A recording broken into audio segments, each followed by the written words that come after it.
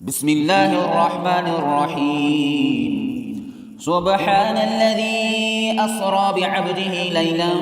من المسجد الحرام إلى المسجد الأقصى الذي باركنا حوله لنريه من آياتنا إنه هو السميع البصير. وآتينا موسى الكتاب وجعلناه هدى لبني إسرائيل ألا تتخذوا من دوني وكيلا ذرية من حملنا مع نوح إنه كان عبدا شكورا. وقضينا إلى بني إسرائيل في الكتاب لتفسدن في الأرض مرتين ولتعلن علوا كبيرا. فإذا جاء وعد أولاهما بعثنا عليكم عبادا لنا أولي بأس شديد فجاسوا خلال الديار وكان وعدا مفعولا. ثم رددنا لكم الكرة عليهم وأمددناكم بأموال وبنين وجعلناكم أكثر نفيرا. إن أحسنتم أحسنتم لأنفسكم وإن أسأتم فلها. فإذا جاء وعد الآخرة ليسوءوا وجوهكم وليدخلوا المسجد كما دخلوه أول مرة وليتبروا ما علوا تتبيرا. عسى ربكم أن يرحمكم وإن عدتم عدنا وجعلنا جهنم للكافرين حصيرا. إن هذا القرآن يهدي للتي هي أقوم ويبشر المؤمنين الذين يعملون الصالحات أن لهم أجرا كبيرا وأن الذين لا يؤمنون بالآخرة أعتدنا لهم عذابا أليما. ويدعو الإنسان بالشر دعاءه بالخير وكان الإنسان عجولا. وجعلنا الليل والنهار آيتين فمحونا آية الليل وجعلنا آية النهار مبصرة لتبتغوا فضلا من ربكم ولتعلموا عدد السنين والحساب وكل شيء فصلناه تفصيلا. وكل إنسان ألزمناه طائره في عنقه ونخرج له يوم القيامة كتابا يلقاه منشورا. اقرأ كتابك كفى بنفسك اليوم عليك حسيبا. من اهتدى فإنما يهتدي لنفسه ومن ضل فإنما يضل عليها ولا تزر وازرة وزر أخرى وما كنا معذبين حتى نبعث رسولا. وإذا أردنا أن نهلك قرية أمرنا مترفيها ففسقوا فيها فحق عليها القول فدمرناها تدميرا. وكم أهلكنا من القرون من بعد نوح وكفى بربك بذنوب عباده خبيرا بصيرا. من كان يريد العاجلة عجلنا له فيها ما نشاء لمن نريد ثم جعلنا له جهنم يصلاها مذموما مدحورا. ومن أراد الآخرة وسعى لها سعيها وهو مؤمن فأولئك كان سعيهم مشكورا. كلا نمد هؤلاء وهؤلاء من عطاء ربك وما كان عطاء ربك محظورا. انظر كيف فضلنا بعضهم على بعض وللآخرة أكبر درجات وأكبر تفضيلا. لا تجعل مع الله إلها آخر فتقعد مذموما مخذولا. وقضى ربك ألا تعبدوا إلا إياه وبالوالدين إحسانا إما يبلغن عندك الكبر أحدهما أو كلاهما فلا تقل لهما أف ولا تنهرهما وقل لهما قولا كريما واخفض لهما جناح الذل من الرحمة وقل رب ارحمهما كما ربياني صغيرا ربكم أعلم بما في نفوسكم إن تكونوا صالحين فإنه كان للأوابين غفورا وآت ذا القربى حقه والمسكين وابن السبيل ولا تبذر تبذيرا إن المبذرين كانوا إخوان الشياطين وكان الشيطان لربه كفورا وإما تعرضن عنهم ابتغاء رحمة من ربك ترجوها فقل لهم قولا ميسورا ولا تجعل يدك مغلولة إلى عنقك ولا تبسطها كل البسط فتقعد ملوما محسورا إن ربك يبسط الرزق لمن يشاء ويقدر إنه كان بعباده خبيرا بصيرا ولا تقتلوا أولادكم خشية إملاق نحن نرزقهم وإياكم إن قتلهم كان خطأ كبيرا ولا تقربوا الزنا إنه كان فاحشة وساء سبيلا ولا تقتلوا النفس التي حرم الله إلا بالحق ومن قتل مظلوما فقد جعلنا لوليه سلطانا فلا يسرف في القتل إنه كان منصورا ولا تقربوا مال اليتيم إلا بالتي هي أحسن حتى يبلغ أشده وأوفوا بالعهد إن العهد كان مسؤولا وأوفوا الكيل إذا كلتم وزنوا بالقسطاس المستقيم ذلك خير وأحسن تأويلا ولا تقف ما ليس لك به علم إن السمع والبصر والفؤاد كل أولئك كان عنه مسؤولا ولا تمش في الأرض مرحا إنك لن تخرق الأرض ولن تبلغ الجبال طولا كل ذلك كان سيئه عند ربك مكروها ذلك مما أوحى إليك ربك من الحكمة ولا تجعل مع الله إلها آخر فتلقى في جهنم ملوما مدحورا أفأصفاكم ربكم بالبنين واتخذ من الملائكة إناثا إنكم لتقولون قولا عظيما ولقد صرفنا في هذا القرآن ليذكروا وما يزيدهم إلا نفورا قل لو كان معه آلهة كما يقولون إذا لابتغوا إلى ذي العرش سبيلا سبحانه وتعالى عما يقولون علوا كبيرا تسبح له السماوات السبع والأرض ومن فيهن وإن من شيء إلا يسبح بحمده ولكن لا تفقهون تسبيحهم إنه كان حليما غفورا وإذا قرأت القرآن جعلنا بينك وبين الذين لا يؤمنون بالآخرة حجابا مستورا وجعلنا على قلوبهم أكنة أن يفقهوه وفي آذانهم وقرا وإذا ذكرت ربك في القرآن وحده ولوا على أدبارهم ولوا على أدبارهم نفورا نحن أعلم بما يستمعون به إذ يستمعون إليك وإذ هم نجوى إذ يقول الظالمون إن تتبعون إلا رجلا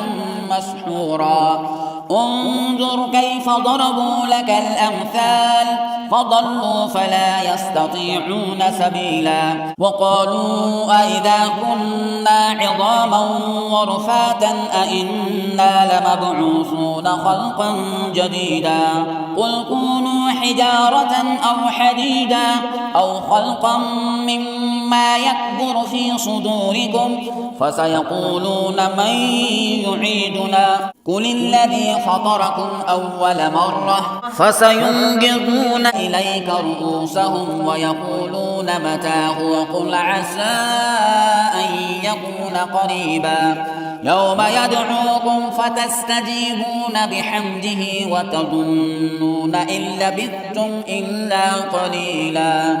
وقل لعبادي يقولوا التي هي أحسن إن الشيطان ينزغ بينهم إن الشيطان كان للإنسان عدوا مبينا ربكم أعلم بكم إن يشأ يرحمكم أو إن يشأ يعذبكم وما أرسلناك عليهم وكيلا وربك أعلم بمن في السماوات والأرض ولقد فضلنا بعض النبيين على بعض وآتينا داود زبورا قل ادعوا الذين زعمتم من دونه فلا يملكون كشف الضر عنكم ولا تحويلا أولئك الذين يدعون يبتغون إلى ربهم الوسيلة أيهم أقرب ويرجون رحمته ويخافون عذابه إن عذاب ربك كان محذورا وإن من قرية إلا نحن مهلكوها قبل يوم القيامة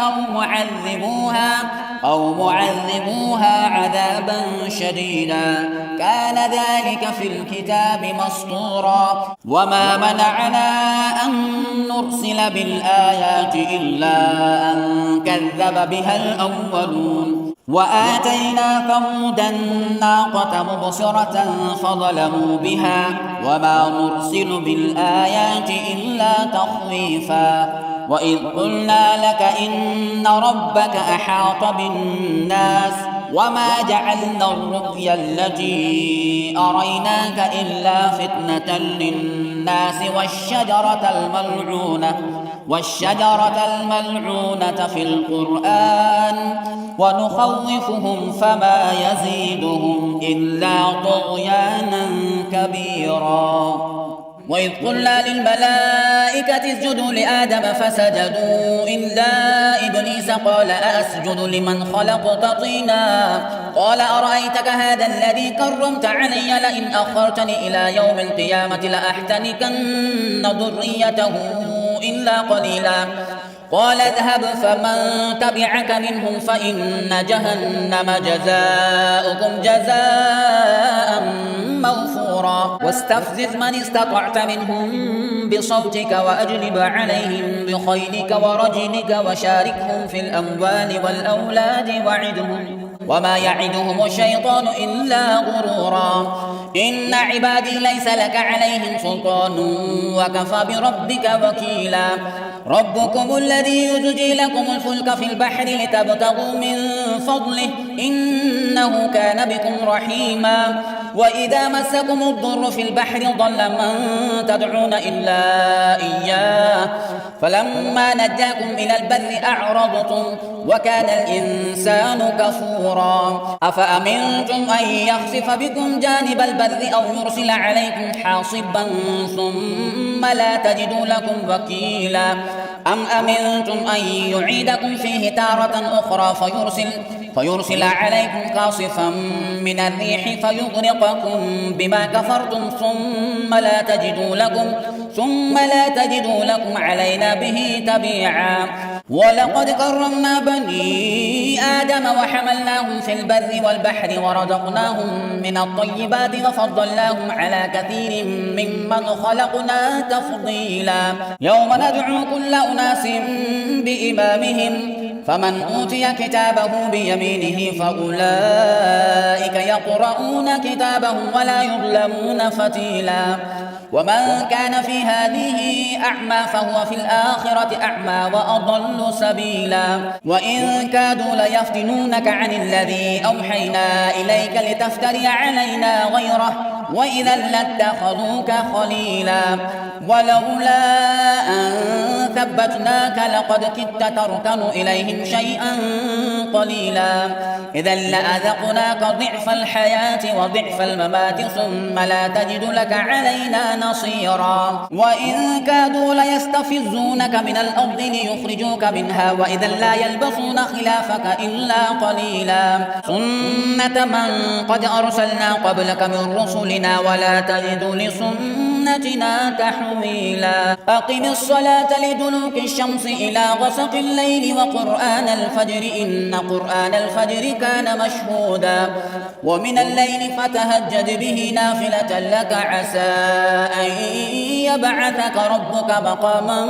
محمودا. وقل رب أدخلني مدخل صدق وأخرجني مخرج صدق واجعل لي من لدنك سلطانا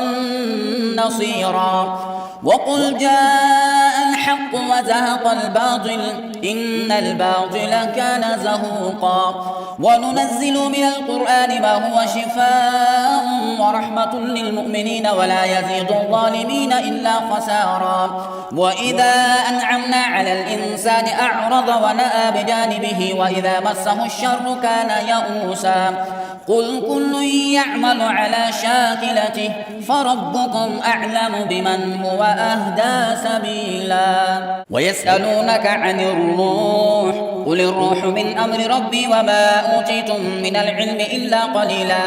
ولئن شئنا لنذهبن بالذي أوحينا إليك ثم لا تجد لك به علينا وكيلا إلا رحمة من ربك إن فضله كان عليك كبيرا. قل لئن اجتمعت الإنس والجن على أن يأتوا بمثل هذا القرآن لا يأتون بمثله ولو كان بعضهم لبعض ظهيرا. ولقد صرفنا للناس في هذا القرآن من كل مثل فأبى أكثر الناس إلا كفورا. وقالوا لن نؤمن لك حتى تفجر لنا من الأرض ينبوعا أو تكون لك جنة من نخيل وعنب فتفجر الأنهار خلالها تفجيرا أو تسقط السماء كما زعمت علينا كسفا أو تأتي بالله والملائكة قبيلا أو يكون لك بيت من زخرف أو ترقى في السماء ولن نؤمن لرقيك حتى تنزل علينا كتابا نقرأه قل سبحان ربي هل كنت إلا بشرا رسولا. وما منع الناس أن يؤمنوا إذ جاءهم الهدى إلا أن قالوا أبعث الله بشرا رسولا. قل لو كان في الأرض ملائكة يمشون مطمئنين لنزلنا عليهم من السماء ملكا رسولا. قل كفى بالله شهيدا بيني وبينكم إنه كان بعباده خبيرا بصيرا. ومن يهد الله فهو المهتد ومن يضلل فلن تجد لهم أولياء من دونه ونحشرهم يوم القيامة على وجوههم عميا وبكما وصما مأواهم جهنم كلما خبت زدناهم سعيرا. ذلك جزاؤهم بأنهم كفروا بآياتنا وقالوا أئذا كنا عظاما ورفاتا أئنا لمبعوثون خلقا جديدا. أولم يروا أن الله الذي خلق السماوات والأرض قادر على أن يخلق مثلهم وجعل له أجلا لا ريب فيه فأبى الظالمون إلا كفورا. قل لو أنتم تملكون خزائن رحمة ربي إذا لأمسكتم خشية الإنفاق وكان الإنسان قتورا. ولقد آتينا موسى 9 آيات بينات فاسأل بني إسرائيل إذ جاءهم فقال له فرعون إني لأظنك يا موسى مسحورا. قال لقد علمت ما أنزل هؤلاء إلا رب السماوات والأرض بصائر وإني لأظنك يا فرعون مثبورا. فأراد أن يستفزهم من الأرض فأغرقناه ومن معه جميعا. وقلنا من بعده لبني إسرائيل اسكنوا الأرض فإذا جاء وعد الآخرة جئنا بكم لفيفا وبالحق أنزلناه وبالحق نزل وما أرسلناك إلا مبشرا ونذيرا وقرآنا فرقناه لتقرأه على الناس على مكث ونزلناه تنزيلا. قل آمنوا به أو لا تؤمنوا إن الذين أوتوا العلم من قبله إذا يتلى عليهم يخرون للأذقان سجدا ويقولون سبحان ربنا إن كان وعد ربنا لمفعولا ويخرون للأذقان يبكون ويزيدهم خشوعا. قل ادعوا الله أو ادعوا الرحمن أيما تدعوا فله الأسماء الحسنى ولا تجهر بصلاتك ولا تخافت بها وابتغ بين ذلك سبيلا. وقل الحمد لله الذي لم يتخذ ولدا ولم يكن له شريك في الملك ولم يكن له ولي من الذل وكبره تكبيرا. بسم الله الرحمن الرحيم. الحمد لله الذي أنزل على عبده الكتاب ولم يجعل له عوجا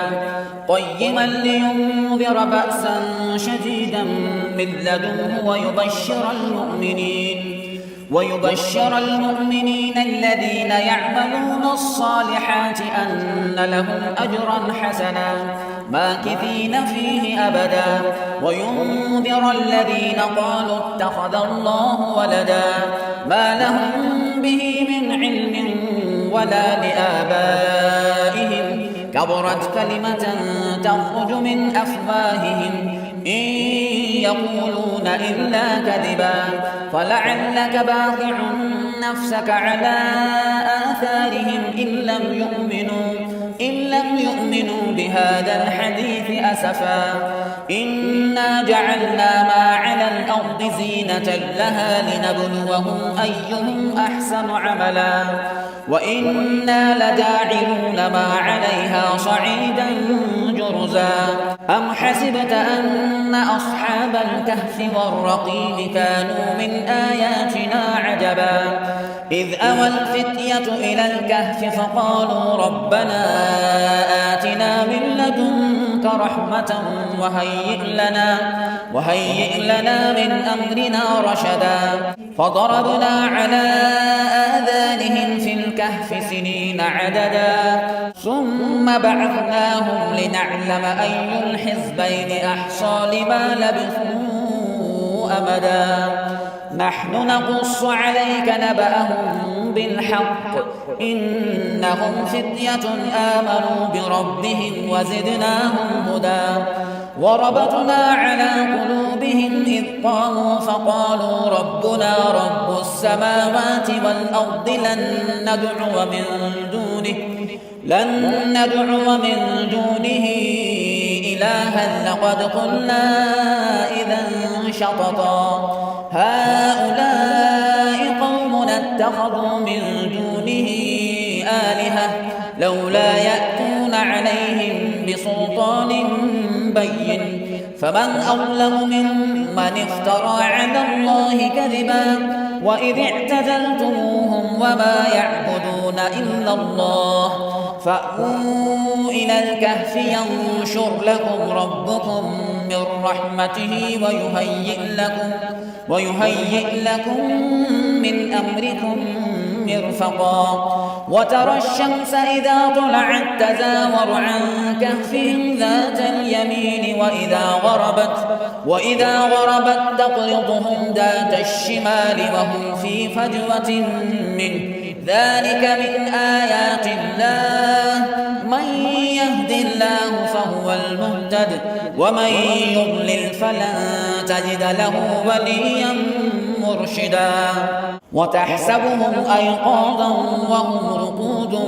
ونقلبهم ذات اليمين وذات الشمال وكلبهم باسط ذراعيه بالوصيد لو اطلعت عليهم لوليت منهم فرارا ولملئت منهم رعبا وكذلك بعثناهم ليتساءلوا بينهم قال قائل منهم كم لبثتم قالوا لبثنا يوما أو بعض يوم قالوا ربكم أعلم بما لبثتم فبعثوا أحدكم بورقكم هذه إلى المدينة فلينظر أيها أزكى طعاما فليأتكم برزق منه وليتلطف ولا يشعرن بكم أحدا إنهم إن يظهروا عليكم يرجوكم أو يعيدوكم في ملتهم ولن تفلحوا إذن أبدا وكذلك أعثرنا عليهم ليعلموا أن وعد الله حق وأن الساعة لا ريب فيها إذ يتنازعون بينهم أمرهم فقالوا بنوا عليهم بنيانا ربهم أعلم بهم قال الذين غلبوا على أمرهم لنتخذن عليهم مسجدا سيقولون ثلاثة رابعهم كلبهم ويقولون خمسة سادسهم كلبهم رجما بالغيب ويقولون سبعة وثامنهم كلبهم قل ربي أعلم بعدتهم ما يعلمهم إلا قليل فلا تمار فيهم إلا مراء ظاهرا ولا تستفت فيهم منهم أحدا ولا تقولن لشيء إني فاعل ذلك غدا إلا أن يشاء الله واذكر ربك إذا نسيت وقل عسى أن يهديني ربي لأقرب من هذا رشدا ولبثوا في كهفهم 300 سنين وازدادوا 9 قل الله أعلم بما لبثوا له غيب السماوات والأرض أبصر به وأسمع ما لهم من دونه من ولي ولا يشرك في حكمه أحدا واتل ما أوحي إليك من كتاب ربك لا مبدل لكلماته ولن تجد من دونه ملتحدا واصبر نفسك مع الذين يدعون ربهم بالغداة والعشي يريدون وجهه ولا تعد عيناك عنهم تريد زينة الحياة الدنيا ولا تطع من أغفلنا قلبه عن ذكرنا واتبع هواه وكان أمره فرطا وقل الحق من ربكم فمن شاء فليؤمن ومن شاء فليكفر إنا أعتدنا للظالمين نارا أحاط بهم سرادقها وإن يستغيثوا يغاثوا بماء كالمهل يشوي الوجوه بئس الشراب وساءت مرتفقا إن الذين آمنوا وعملوا الصالحات إنا لا نضيع أجر من أحسن عملا أولئك لهم جنات عدن تجري من تحتهم الأنهار يحلون فيها من أساور من ذهب ويلبسون ثيابا خضرا من سندس واستبرق متكئين فيها على الأرائك نعم الثواب وحسنت مرتفقا واضرب لهم مثل الرجلين جعلنا لأحدهما جنتين من أعناب وحففناهما بنخل وجعلنا بينهما زرعا كلتا الجنتين آتت أكلها ولم تظلم منه شيئا وفجرنا خلالهما نهرا وكان له ثمر فقال لصاحبه وهو يحاوره أنا أكثر منك مالا وأعز نفرا ودخل جنته وهو ظالم لنفسه قال ما أظن أن تبيد هذه أبدا وما أظن الساعة قائمة ولئن رددت إلى ربي لأجدن خيرا منها منقلبا قال له صاحبه وهو يحاوره أكفرت بالذي خلقك من تراب ثم من نطفة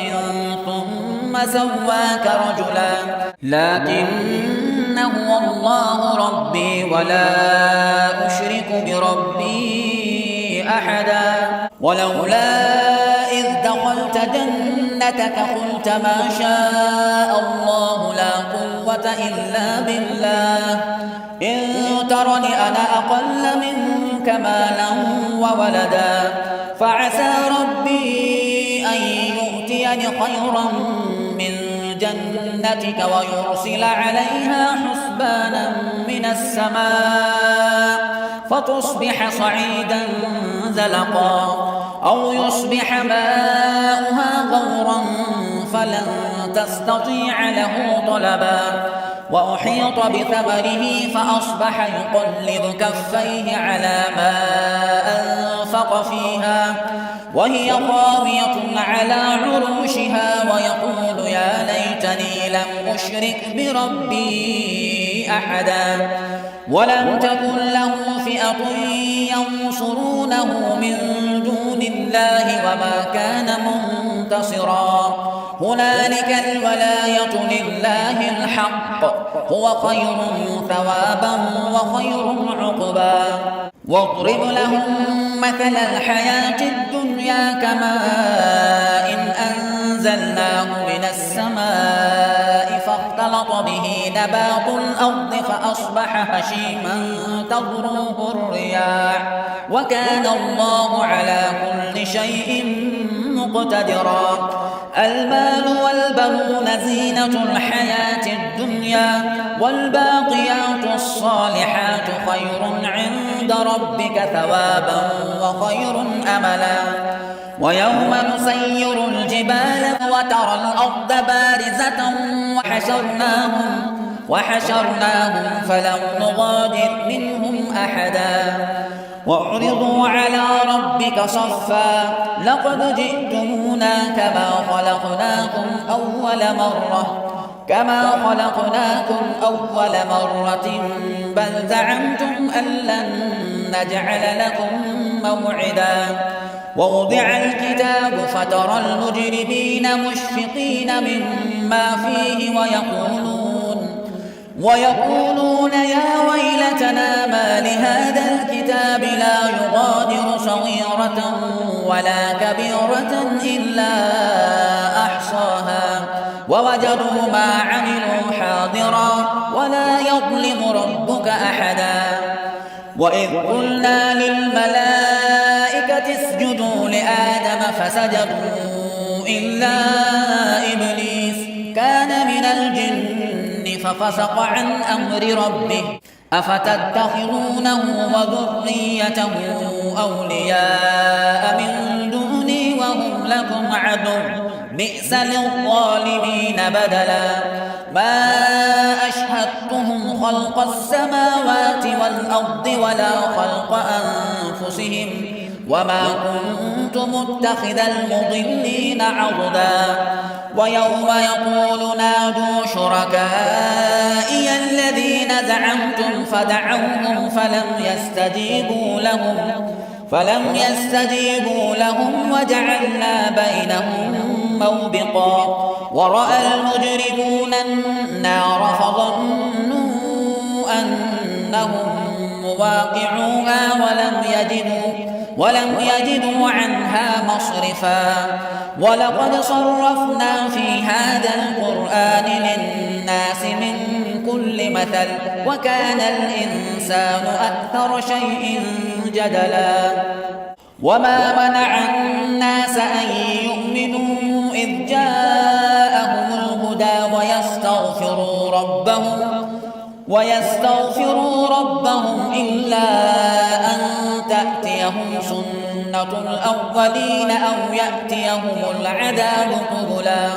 وما نرسل المرسلين إلا مبشرين ومنذرين ويجادل الذين كفروا بالباطل ليدحضوا به الحق واتخذوا آياتي وما أنذروا هزوا ومن أظلم ممن ذكر بآيات ربه فأعرض عنها ونسي ما قدمت يداه إنا جعلنا على قلوبهم أكنة أن يفقهوه وفي آذانهم وقرا وإن تدعهم إلى الهدى فلن يهتدوا إذا أبدا وربك الغفور ذو الرحمة لو يؤاخذهم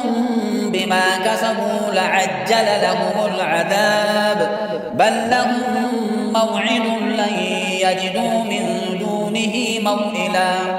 وتلك القرى أهلكناهم لما ظلموا وجعلنا لمهلكهم موعدا وإذ قال موسى لفتاه لا أبرح حتى أبلغ مجمع البحرين أو أمضي حقبا فلما بلغا مجمع بينهما نسيا حوتهما فاتخذ سبيله في البحر سربا فلما جاوزا قال لفتاه آتنا غداءنا لقد لقينا من سفرنا هذا نصبا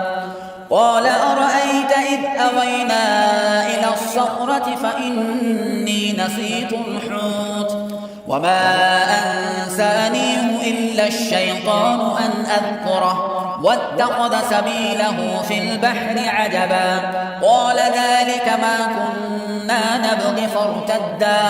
فارتدا على